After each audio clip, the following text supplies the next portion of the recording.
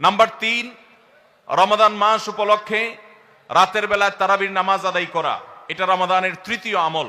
নবী করিম সাল্লাল্লাহু আলাইহি সাল্লাম বলেছেন, মান কামা রমাদানা ঈমানান ওয়া ইহতিসাবা গুফিরা লাহু মা তাকাদ্দামা মিন যামবি। যে ব্যক্তি রমজান মাসে রাতে দাঁড়িয়ে ঈমানের সাথে, ইখলাসের সাথে আল্লাহর কাছ থেকে সওয়াব পাওয়ার আশায় তারাবির নামাজ পড়বে, তার পূর্বের সমস্ত গুনাহ খাতা মাফ করে দেওয়া হবে। রমজানের চতুর্থ আমল হলো সাহারি করা।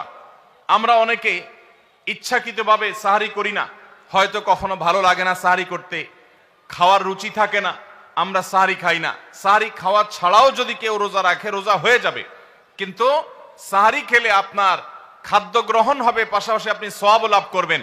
5 নম্বর আমল হলো সাহারিটা শেষের দিকে খাওয়া। এখনো অনেক মুরব্বীরা আছেন গ্রামাঞ্চলে, তারা মাঝরাতে সাহারি খেয়ে ফেলেন, 12টা-1টার দিকে সাহারি খেয়ে ফেলেন। সাহারি খাওয়ার জন্য সবচেয়ে উত্তম সময় হলো রাতের শেষ প্রহরের একেবারে শেষের দিকে। 6 নম্বর আমল হলো রমজান উপলক্ষে ইফতার করা। ইফতার মানে নাস্তা খাওয়া। সারা বছর আমরা দিনের বেলায় শুরুতে নাস্তা খাই, কিন্তু এর কারণে কোনো সওয়াব আমাদের আমল নামায় লেখা হবে এমন কোনো কথা বলা হয় নাই। কিন্তু রমজান মাসের সন্ধ্যা যখন আপনি ইফতার খাবেন, এই ইফতার খাওয়ার মাধ্যমে আপনি একটা সুন্নাহর উপর আমল করলেন, এটার কারণে আপনার আমল নামাতে একটা সওয়াব লেখা হবে। সওয়াবের আশা যদি আপনার থাকে, ইফতারের নিয়ত যদি আপনার থাকে, তাহলে এর মাধ্যমে আপনি সওয়াব লাভ করবেন।